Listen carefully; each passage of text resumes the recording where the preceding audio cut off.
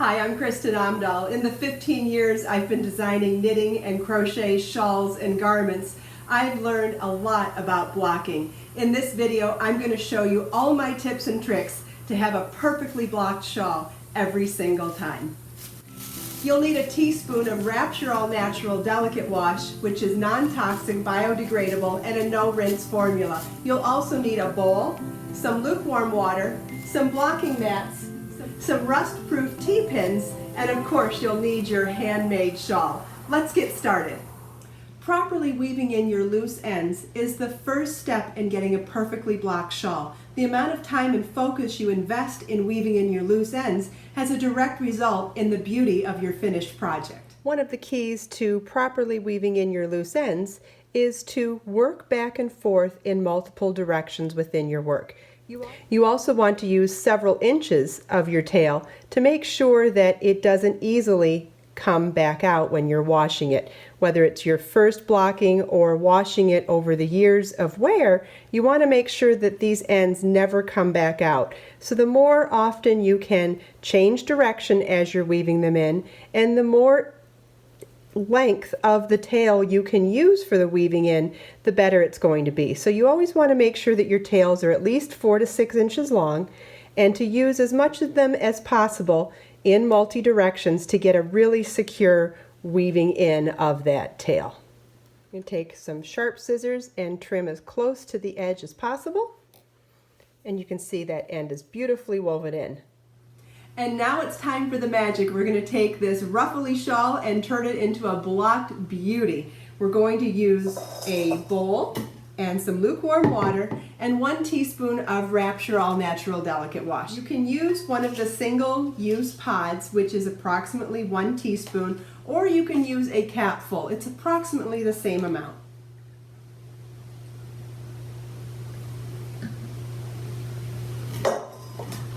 And we'll go ahead and add our water.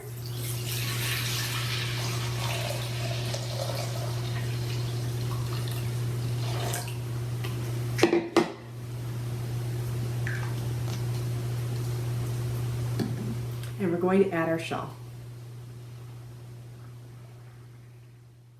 Depending on the fiber content of whatever type of project you're blocking, it will absorb the water in different ways. So some fibers take longer to absorb the water. This is 100% bamboo, and it does not take long at all to absorb the water. So we're going to let this sit for about 5 minutes, and then we'll get started in the blocking.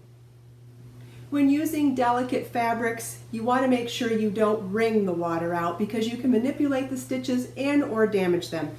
So when pressing the water out of the project, you want to make sure that you just are adding pressure to it and not wringing at all. So I'm squeezing as much as I can out of there without wringing it. And one of the things that I find to be very helpful for pressing more water out is to get a clean, dry towel, lay your project in the towel, fold it up, roll it up, and literally put as much pressure on it as you can. You could even stand on this. As long as you're not wringing it, you're not damaging the yarn. So the more pressure you want to put on it, the better. It just helps push that water out of the yarn and into the dry towel, which is no longer dry now.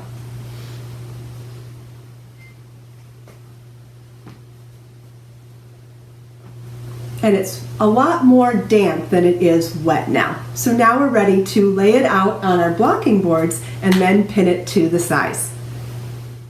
Okay, so now we're going to lay out our mats. And depending on what size you think your shawl is going to be, or your sweater, whatever you're working on, you just want to guesstimate how many of your mats you're going to need. We're doing a half hexagon shaped shawl today, so it's going to take more mats than a traditional rectangular wrap or even a triangular shawl. And I'm just going to eyeball it. If I need more, I have more.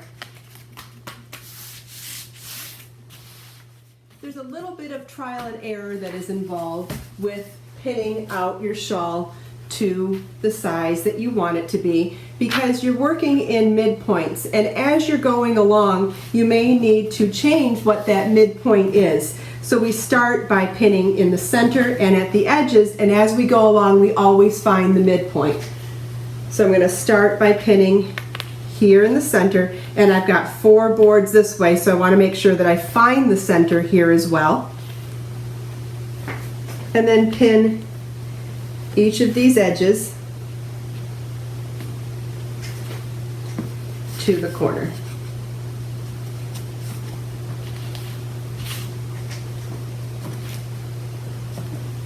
Now you might feel the need to pull really hard at this point, but as you pin this direction, you know, with any fabric, the more you pull one way, the less room you have in the other way. So you want to make sure you're not pulling to the extremes until you know how much give is in your project.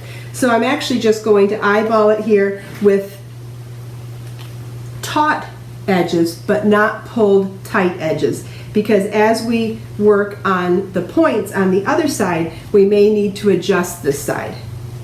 So I'm working in the midpoints again. Wherever I put a pin, I put a pin halfway through. And I just did it as a guide on this side because it will determine how we pin out, because how we pin out these points will really determine how much give is in this side of the shawl. So I'm going to turn this around now so that I can work on the points. Trying to get a feel for where the points are, and I'm going to do the points and the midpoints. Okay, so we'll start with the points of the shawl. In the corners, and then see 1, 2, 3, 4, 5, 6, 7, 8. Okay, so it's an even number, so I'll pin both of them in the center. And again, this is eyeballed at this point. We may need to adjust these as we go. Look at how pretty these look already. This is when you really start to see the magic of your stitch work. The way it opens up in the blocking process, you start to see the negative space between your stitch work. So beautiful.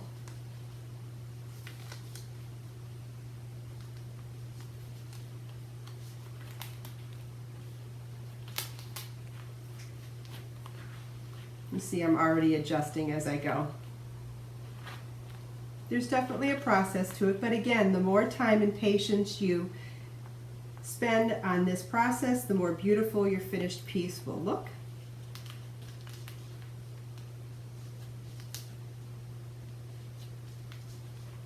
And sometimes it's not until you get an aerial view over the top where you can see if things are evenly done. So I'm going to turn this to the side now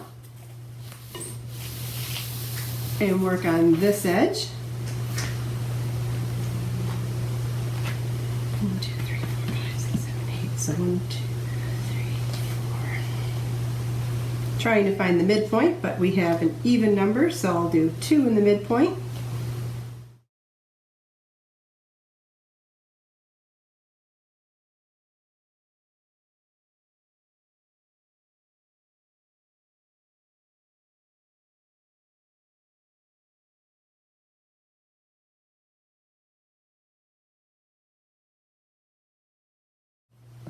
Okay, so now we can turn this around and work the other side.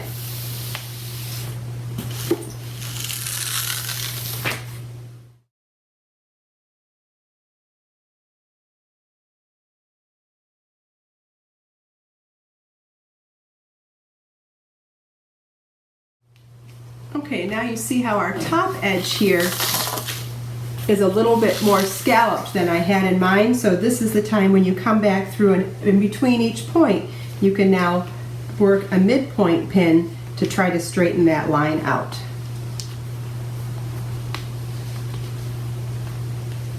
If you're a fan of blocking wires, this is a great edge for using a blocking wire, but I actually like the process of pinning, so I don't mind using extra pins and taking my time to just do everything beautifully.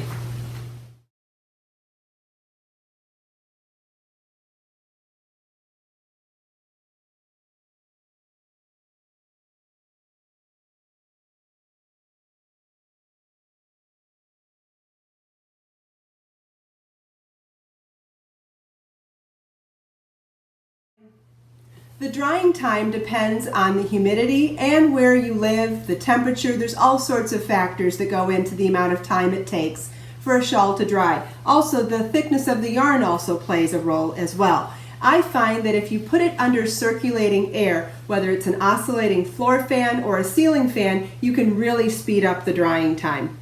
Look at that transformation. Blocking and pinning a shawl is really where the magic happens. It's a great way to be able to see all the hard work you did and how beautiful your stitches turn out. If you're interested in making this crochet shawl, please follow the link in the video description to download the pattern that includes line-by-line instructions as well as charts and video tutorials.